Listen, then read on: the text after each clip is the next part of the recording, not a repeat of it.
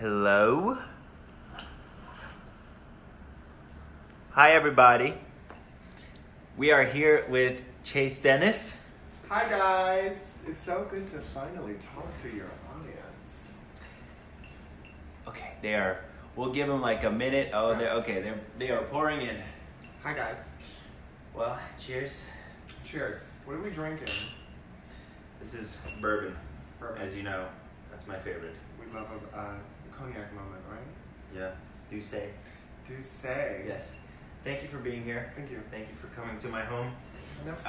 You're one of the very few people that I felt comfortable letting to my home during this whole pandemic.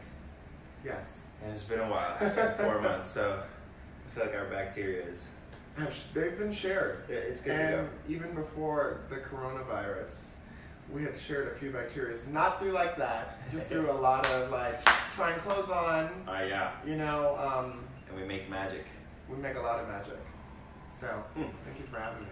My pleasure. I think I'm going to move it just a little closer because I heard that people wanted it a little... Oh boy. It's going good. Don't worry, guys. This is how magic is made. Okay. There we go. Okay, that's better. Okay. So, first and foremost, Chaise, Yes. thank you for being here again. Thank you. You guys might know Chaise for his fashion expertise and everything that we've done together, whether it's photo shoots or red carpets. But what a lot of you might not know is where Chaise is from, what he's involved with, what he's passionate about. Lately, everything you've been talking about and posting is so incredible to see, and to see how passionate you are and how brutally honest you are, which I think we need in this sort of time. And I thank you for that. Thank you. Because we need brutal honesty right now. We need to know where this is all coming from, why this is happening.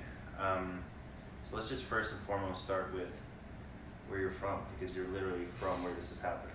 Yes, okay. So, as we know, George Floyd is obviously no longer with us, which I think means something different for everyone. I think it's hit each and every one of us in a different way. Yeah. And I'm from Minnesota, so it, I think, hit home for me, especially because it's my place of birth. Yeah. The place where he passed away from, I'm very familiar with. I remember there would be summers where I'd go and grab fried chicken, and we'd go and get penny candy, which is candy that's like literally a penny. Yeah, and so it hit home for me, especially because that's where everything is happening. So I'll say this, it's been hard for me not to be there. Oh yeah, I can imagine. It's been really hard for me, and I was originally in the beginning of all this going to travel home, and my parents and family stopped me. They didn't feel like... And they're still there? A good portion of my family is still there. So they have been just filling me in day by day, what's going on, and the beautiful thing is that Minnesota has not been silenced. Oh yeah. You know, they're still out advocating for everything that's happening, and not even just for, you know, George Floyd, but for, you know, the trans women that have passed away and left us, who have been brutally murdered. Yeah. Breonna Taylor, and then also, obviously, most recently, with the 2 black men that were lynched in Palmdale. Yeah. So, Literally in our state. so what's making me happy, though, is to at least see somewhere where nothing like, I think, what's happening now ever existed when I grew up, happen right now, right before my eyes, and it's our generation, you know, and I think we are showcasing exactly the shit that we believe in and stand on. So, being from Minnesota is making me very, very happy. And so here's what I didn't know, which I think is fascinating. Your great-grandmother is a civil rights legend. She is. Is Josie Johnson. Yes. Please look up that name. Josie Johnson. Legend. She, if I'm not mistaken, was at the I Have a Dream March in 1963 with Martin Luther King himself. Yep. She's 93 now? 93. And she's still doing it. She just still moving. I saw you posted a huge article on NPR with Jesse Jackson. Reverend Jesse Jackson. Yeah. And she's still speaking out. And from what it seemed like, she is proud of this generation. She loves it. So, I am blessed to come from a family of people that have always been extremely vocal about what they believe in, what they stand upon, and they've always made it very clear to me, my cousins, my family just that is further away from me, that it is so beautiful to be black. And I always realized early on that I had a heritage that was built on just beautiful beings, and not just beauty on the outside, but on the inside. Yeah. And I have 2 grandmothers, great grandmothers to be specific, that I'm extremely proud to say that I'm a grandchild of. Yeah. So not just Josie Johnson, but also Bernadette Anderson. And if you guys don't know who that is, I would recommend doing a Google search of Bernadette Anderson and Prince Rogers Nelson. That'll do you a good service of information. But to go back on my grandma Josie, she was a part of the civil rights movement in the beginning of everything. And I remember growing up hearing stories, and of course everything is on the internet, and so I remember doing projects on her and being just so like, your own family.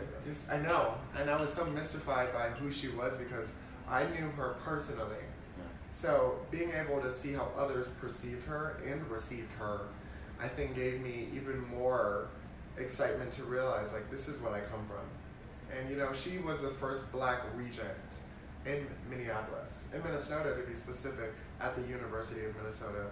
So she's been able to really be a part and make some effective change, not only within the civil rights era, but also within education. I think that's her biggest passion, is to educate young people. Yeah. And not just black, educate white, Asian, Latino. I want to make sure I'm including everyone, Native American, because there is a gigantic Native American population in Minneapolis and Minnesota in general.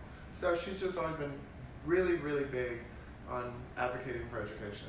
Yeah, which is, not for nothing, but this is sort of why I think doing something like this is beneficial. There's so much that we can learn, and I truly believe that we can always continue to learn. And I think once you think that you know it all or you've learned it all, that's when you stop living, and you've stopped experiencing, and that's when you've stopped wanting to evolve and be a wider range of a human being. So this is it all ties in. It's just education, understanding people, perspective. Like, perspective is so important. It is so important, especially right now. So moving on from that, of course. You went from Minnesota to New York. Yeah. And then, how did you get involved with fashion? So, because I don't even know that much about that. No. Actually. Well, I'll say this. I have had the blessings of being around, like I said, some amazing human beings. But I think even more so, it's the women that I was around at a young age were the most inspiring women that I could look up to as it came to fashion. Yeah. I know that I always had my grandma, my mom's mom, has always been very fashion forward, and you can't tell her nothing. So I think that was probably my first inkling to being obsessed with fashion.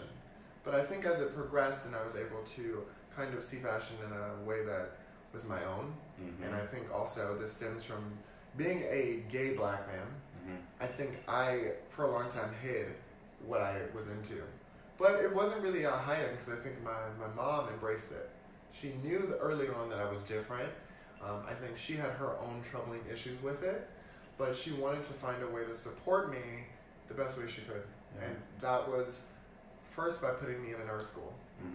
And I think that really helped foster me in my early years on what I liked and enjoyed. And funny enough, fashion wasn't the first thing I loved. It was acting. Really? Which is what you do. Because I'm very dramatic, very dramatic. I know how to, turn into a lot of different characters. 911 Lone Star Season 2. I don't know, guys. Oh, I don't know. But that was the first thing. And I remember I did a play in grade school called, well, I'm sure most of you know, Into the Woods. Yep. And I remember how serious I took it. And I loved it. And I remember afterwards, the school never put me in another play. Who knows why, but they never did. And I think, I internalized it. And I remember I acted like it didn't bother me. But it bothered me so much. So I found a way to find a new hobby or find a new interest, which somehow became fashion. I remember, I think my first real fashion job was, I was walking around a mall with some friends. I was like 14 years old, and maybe 15. And I remember I walked into Aldo. That was my first job. Walked into Aldo, and I was like talking to a friend of mine, and I was like acting like I was the expert. And the woman who worked there, I think her name was Susie, and she was like, "Oh my God, I'm obsessed with you, your energy." She asked me if I wanted to work there. Kid you not. I didn't even interview. Wow. She asked me if I wanted to work there, and I said, "Yeah, sure," because I wanted a job, I guess. Yeah. And yeah, that was the first job, and then I went on to work for a woman named Misa Hilton, and really I was educated under Misa more so than anything. And Misa is an iconic stylist. If you guys have the time, she created the image of 90s hip hop. So when you look at Biggie, when you look at Jodeci, Lil' Kim, Mary J. Blige, that is all her doing. What? Yeah. So Misa, insane, Misa came up with Puff Daddy, and Misa and Puff Daddy have a son named Justin. So Misa really is the architect of what a fashion stylist is, in my opinion. When I think of what a stylist is, I think of her. So, literally styled an era. An era. And created what most of us know now as hip-hop culture. Yeah, that's true. As it becomes to imagery and things you look at visually. So I worked with her and really got to understand and hear things in a very specific way. Because she's very forward and honest, even if you don't want to hear it. And so that was a beneficial time. And then I moved to LA. I mean, I'm trying to fast track it, but I feel like really where most of my career started was in LA. Yeah. And I worked at Farfetch, which I had a very weird role, and then it just trickled into doing a lot of side jobs on my own through styling because I was very good at it. Yeah. And you're very good at it. Yeah, I enjoy it. Yeah. I have my days where I hate it, but I love it. Nonetheless, I think that's any job, but it's my passion. It is something I really enjoy. So. I love from our very first even conversation about fashion, how knowledgeable you were, how honest you were, and just how exactly you knew what you wanted to do before I even said like 3 sentences. You're like, oh, yeah. I know. Well, because when you and I know the first brands, met, I know what we're gonna do. Yep. I know exactly what we're gonna do for the next couple of looks, and then we're gonna switch it up, and then we're gonna switch it up here, and then we're gonna stay with this little thing, and then we're gonna switch it up here. And it was always this beautiful, like, it was truly like it was a tag team effort, it's like you listen, but you also have your own knowledge, and then you brought stuff for me that I have never seen before, and influences that I've never heard of before. Yeah. And that literally was happening from the first I know. outfit. I remember when I first reached out to you, because I don't think you were still in the beginning of shooting. And very beginning, and I remember I already knew this was going to happen. I was like, hey, I'm going to be your stylist, so be prepared. That's literally And I think one of the biggest things that connected us was how forward you were. Yeah. And that's probably because you're from New York, and I'm from New York, and you don't really get that as much in LA. And I was like, oh, he knows what he wants. I love that. There's no sugarcoating. You're like, I'm going to be your stylist. And I was like, okay. We just went with it. Yeah. Sure. It was very, I'm a very honest and what do they say? I'm a straight shooter. Yes. And I find that there's no time to waste. And no. we might as well Especially right now. Put all the cards on the table and just say what you mean and mean what you say. Yes, exactly. And that's exactly how I look at life.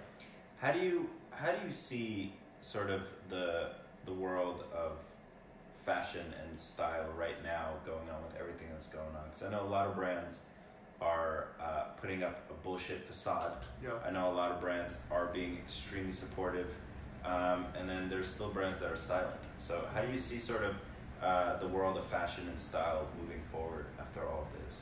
Yeah, I mean, look, I think I mentioned this to you, this is not the first time something like this has happened. Yeah. So I think it's imperative for not just the industry of fashion, but all industries that contribute to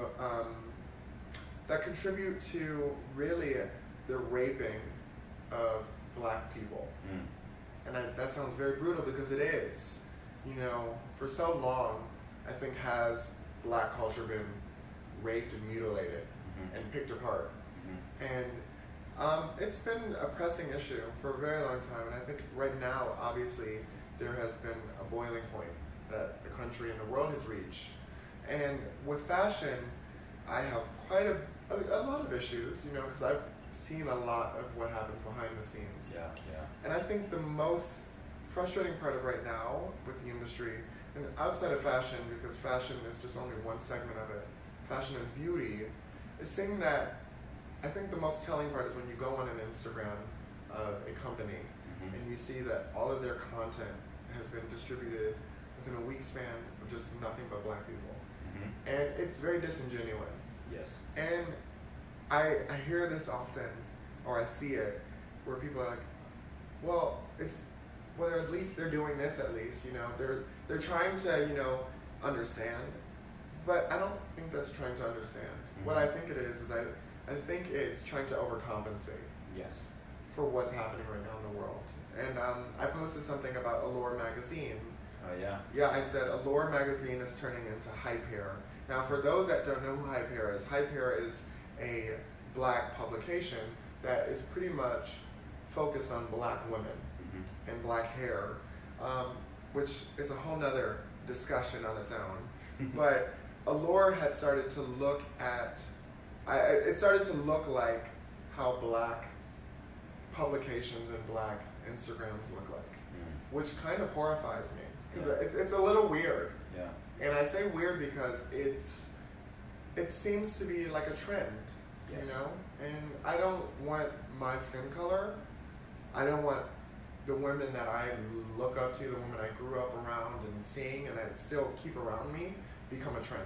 Yeah. It's inappropriate, it's disgusting, and it's really not called for. I think the best way to deal with any type of issue that is slightly, I guess, when you think about these industries are very discriminative, I think it's important to recognize that you should speak with these people that are part of these neglected demographics. Yeah. And so if you're going to focus your audience for the week or focus your content for a specific time on a specific race, such as black women and black men, it's important to make sure that you're dealing with it in a way that's sensitive and not just throwing out some shit because it looks good or it makes you think this is okay. This is going to, you know, this is going to sweep under the rug the emotions that are currently here. Yeah. And I think, you know, the industry needs to stop looking at things as an oversight or a mistake because it's deeper than that. Yeah. And until you really address it in a way that, I guess, really benefits the people that are being neglected, then you're never going to really be able to progress in a way that's beneficial for yourself and for the people that you're neglecting.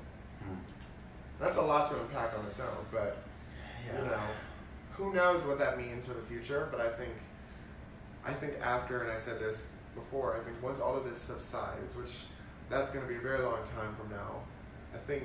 And including COVID, you know, this COVID, isolation of people and nothing's really back to normal and like having to be separated from people. And yeah. I mean, I think once all of this subsides in the way that it will, I think it'll be important for brands to be more aware. And this is something that should have already been done, but it's even more imperative now to be aware because the value of the black dollar is very high. Yes. You know, we contribute to so much of this. I mean, we contribute so much to society, and not just beauty, not just fashion, but tech. You know, business. I feel like sports. I mean. Yeah. That's even something. LeBron James, thank you for more than a vote. Holy fuck. I'm going to keep talking about that until November. Look, and also thank you to Kaepernick, who really was on the front lines of this well before all of what's happening right now. Literally lost his livelihood because of it. Yeah. I mean, God. And I want to also shoot respects to like the people that are like Kyrie Irvings, the ones that are sitting in the rooms that are still fighting for the fact that, look, it is a business, and I get it, like, you know what, this is how we survive, this is how we, you know, afford for our families to live. But nonetheless, the black men that are dying, the black women that are dying, the black trans men and women that are dying are really people that are just like me. They're black. Beyond the fact of gender and sexuality, they're black. I appreciate the fact that they're standing upon those people and saying, look, it's deeper than sports, it's deeper than money right now. Entire races being just diminished left and right. So I think it's been going on for 400 plus years, at least in America. And just in America. And there's a lot of deaths that we don't even know about. But I always say, imagine all the people that didn't have someone with a camera in front of them, or their body camera, or before body cameras were even made, you know. Just look at the middle passage. Google it's the still middle not even passage. a thing. People can still easily turn them off. Yeah. Like, what the fuck is that about?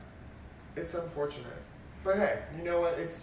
I think we're living in a time right now where it's beautiful to see the fact that people are using their phones for the greater use of it. And That's not for just texting on. and calling, for cameras and videotaping.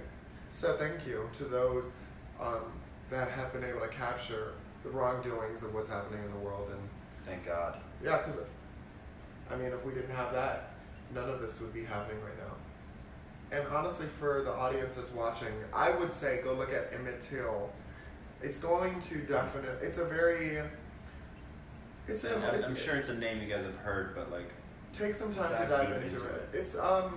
It's very sad, but it is exactly the reasoning why most of us are fighting so hard now because of that specific case. So look into it. I would recommend that. Yeah. Do you sort of feel like, well, here's the thing, and this is what I talked about with Brian. And again, thank you for everybody's comments and everybody that has watched. It's been nothing but love, and Brian has felt a wave of incredible messages and super heartfelt stories that, you know, I'm sure it's scary to share with someone, you know, especially someone that you don't know, someone that you just watch on television. So I thank you guys for that. How do we maintain this revolution to keep moving forward? And I call this a revolution because it is a revolution. Absolutely. How do we maintain this revolution to keep moving forward? And this is something we talked about before this. This is not just an issue in America. Right now it's highlighted in America, but it's an issue all over the world. Yeah. And how do we keep this revolution moving forward? I mean, look, you know, I think this... And that's obviously a super complex question. Yeah. You know what I mean? But I think we sort of have an opportunity right now to really do something, you know, with the power of, you know, the masses coming together, with the power of social media, with the power of people finally opening their ears, maybe for the first time ever, opening their eyes for the first time ever, and fucking opening their souls for the first time ever. I think it is so important, imperative to understand that this is bigger than just the U.S. Oh, yeah. This is a worldwide issue. And the reason why it's a worldwide issue is the fact that slavery and racism more often than not existed here in the U.S. More than none, because it's a system that's been taught. However, the enslavement, which we are going through a new version of what slavery looks like now.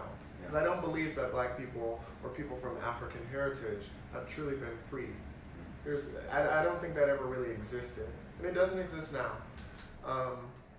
But what I think people need to understand is that the system and institution of racism and slavery really existed within Europe. And what ends up being the case is that most Europeans, often British soldiers or people of an aristocratic space, went to Africa and raided Africa of people that really were living a thriving life within their own culture. And so what I mean by the fact that we need to just realize that this is not a trend. This is something that is... And it's not something new. No, it's not anything new.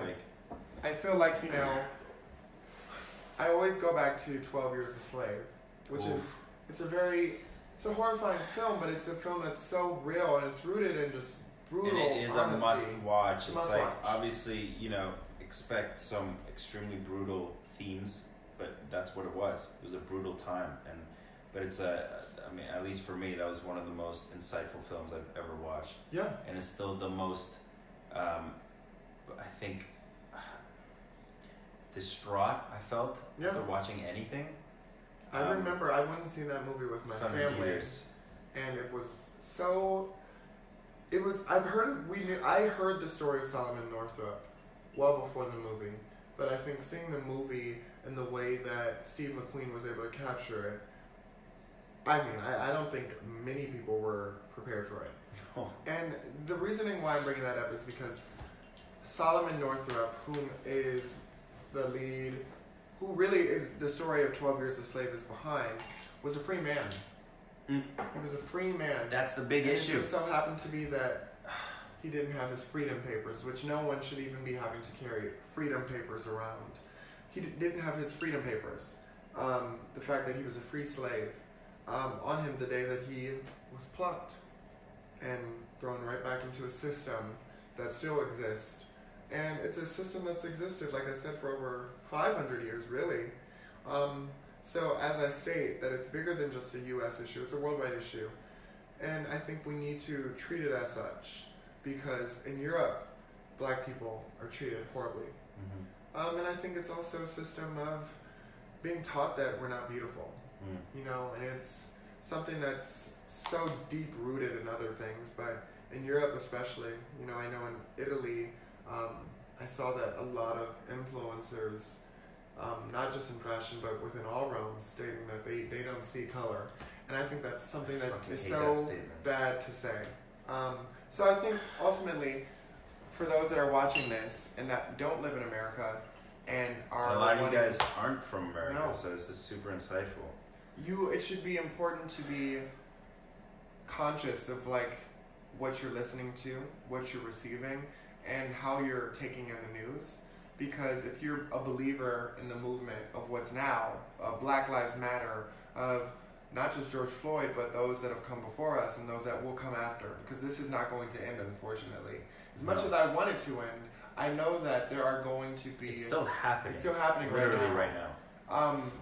For those of you who choose to believe in the matter and the movement of what's happening now, it is important to wake up your peers and those that don't understand it, or those that don't want to understand it. You need to not feel like you're alone, because you're not. Even if you are alone in your group, you're not alone, because you have so many people behind you that you haven't met yet. Or those that are family members that aren't blood related, but you're family because you stand with each other in the same movement, and the same agreements, and the same beliefs that everyone should be equal, and that everyone should really look at one another as just humans. Though, I believe it is a black issue that we're facing now. Yeah, it is. I think it's deeper rooted in the fact that we are all creations of God. And whomever, you believe in, I don't want to speak for others, but I know that I believe in God, and I believe in the fact that we are all created equals, and we are divine beings unto the world that we have been brought upon. So it's important to acknowledge and inform those that are not informed. And it's deeper than just, like I said, black issues. It's about trans issues, about issues that, are not just about killings, food deserts. There's a lot of poverty and homeless, things that people don't like to address and talk about because it's uncomfortable. And honestly, I must be honest, I have had moments where I think I have been insensitive to those that are not within the same lifestyle as me. And I've been, I think now this time, not just with George Floyd passing, but with COVID, I've woken the fuck up. Yeah. I've woken the fuck up. And I realize how important it is for me to use my platform, which is not super big, but it's a platform that I know people are watching. And using it in a way that is integral to change. And so I hope that this conversation obviously is going to bring upon some change. Absolutely.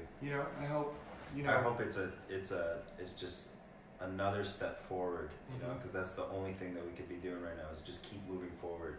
Yeah. We cannot pause. We cannot move backwards. We don't have time for that anymore. But moving forward, it has to be. We have to keep moving forward, because this country has been moving backwards for far too long. Boom. Far too long, and I think, again, like you said, with COVID, people are almost forced to stay home. Yeah. And do something with themselves, right? And what's on the TV? Yeah. A lot of awful news and a lot of opportunities for us to inform ourselves about what's going on in the world. And why not use this time to inform yourself and educate yourself? And just learn something, especially learn about this country that you live in, you know? This country that we call the land of opportunity. But if you look deep into it, who are the opportunities really for? But if we're being honest, the idea of the American dream has died long ago. The American dream hasn't existed since like the 1800s. The idea that someone can do something, I mean, look, I don't want to say that it's impossible to have the idea of the American dream and actually fulfill that idea. Yeah. Because that idea is different for everyone. Mm-hmm. But the actual idea of the American dream has long died. But the beauty is this time that you have to reflect upon what's happening in the world and the 3-4 months that we've had to really take in, I have used it personally a time to educate myself. Yeah. And something that I would recommend for you viewers, not just Ronen's viewers, but those of mine that are watching, there's a book that one of the most prolific writers of our generation, of our time, just within like the whole world, Toni Morrison, did a book called The Black Book. Funny enough. Yeah. And this book really breaks down the beauty of what blackness is, but it highlights some of the dark parts of it. And it's a book that I would recommend buying. I don't know if you can buy it in store anymore, but you can definitely buy renewed copies on Amazon. It's just beautiful. And for those of you who don't know who Toni Morrison is, she's one of probably the most brilliant writers of all time. Mm-hmm. Not just black, of all colors and all shades. So it's called The Black Book. And what year is this? I mean, she did this in probably the late 60s, early 70s. Wow. And it still holds up. I mean, she's got cutouts of newspapers and publications from the 1800s. I mean, this highlights some, like I said, of the negatives of how black people have been looked at and perceived. But she makes things look so beautiful. Because I think for most black people, what we tend to do is we're so resilient that what we tend to do is we highlight the beauty even in the sadness and the darkness. We try to find solace in that. And we try to find laughter in most things. And that's our way of escaping the realities of the world. So, God bless Toni Morrison, who's no longer with us, but I would recommend that book to not just you, but to those that are watching. It's brilliant. The Black Book. It's The Black Book. Can't really forget good. that. It's really, really good. Well. I know, it's a lot. But this is a beautiful time right now, to be honest with you, even with all the sadness happening. It's a beautiful time to be alive because this is something that is monumental and has never happened before. No, and we truly do have an opportunity to rise up from this. You know, it's like, I always say, it's like, what side of history do we want to be on? You know, as the human race. Like, when we look back on this from 5 years from now, 10 years from now, it's like, did we use this opportunity to better the world? Or are we just going to continue to being comfortable in living in a lot of shit that we don't want to bring to the surface? And I really hope that we don't. I really hope that we continue to stay uncomfortable, that we continue to stay uncomfortable. Right. Absolutely.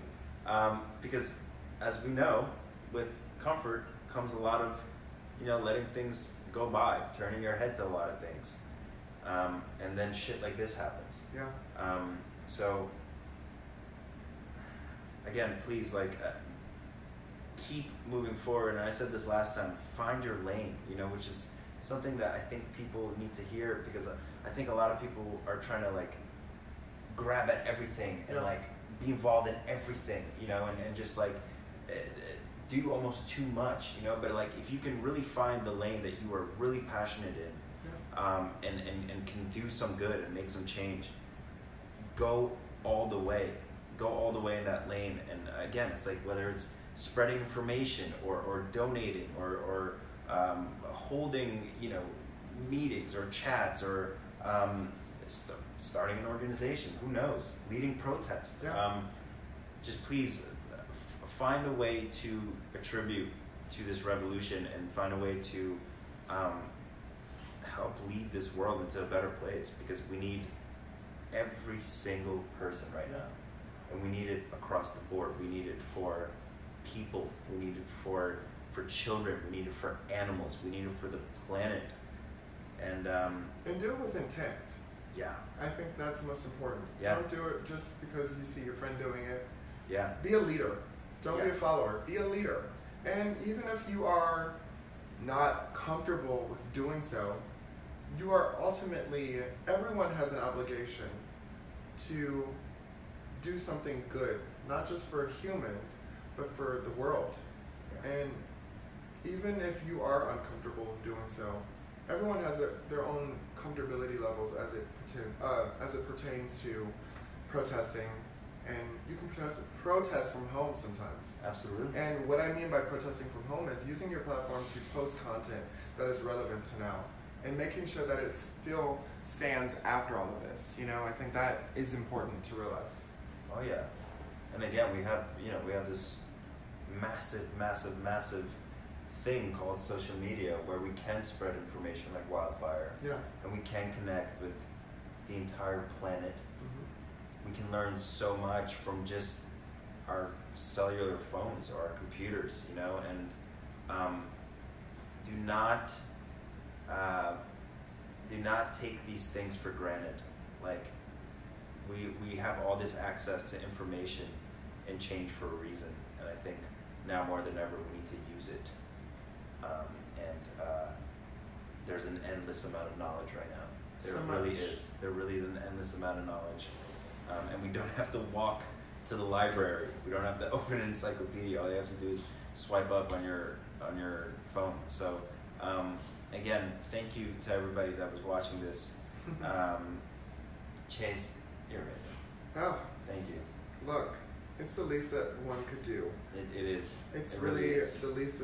This makes me happy more than anything, to be a part of conversations that do enact change, and I think ultimately move the needle forward, and moving the needle forward in a way that is beneficial not just to Black people, because that is my fight, but moving the needle forward for the whole world, so that we can all live together in a way that is powerful, loving, and most importantly, equal. I've been seeing something that's been sent out on social media about Black people aren't looking for revenge, but instead just looking for equal change. Looking for what they were promised in this country. Don't tell me that all men are created equal and then they're not. Nope. So,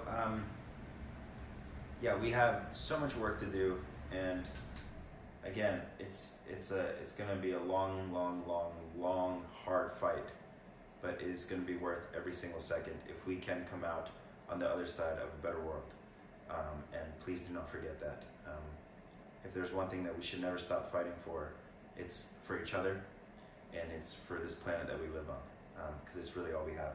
All we truly have is each other and this big sphere in the sky that somehow is able to have us on it. So please, let's not forget that.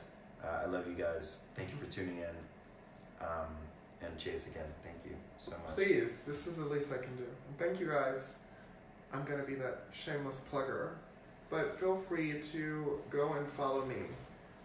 Just because I think a lot of the content, not just that I'm posting, but the things that I'm sharing with the audience that I have, and also from a lot of my peers, it's beneficial to not just you, but to everyone. So it is. Please feel free to go follow me, because it'll probably give you a different train of thought. Mm-hmm. Exactly. Thank you guys, though. Thank you for having me. Oh, dude. I'm so, so grateful. Thank you. All right. Ciao, everybody. Happy Sunday. That's good. Okay. I will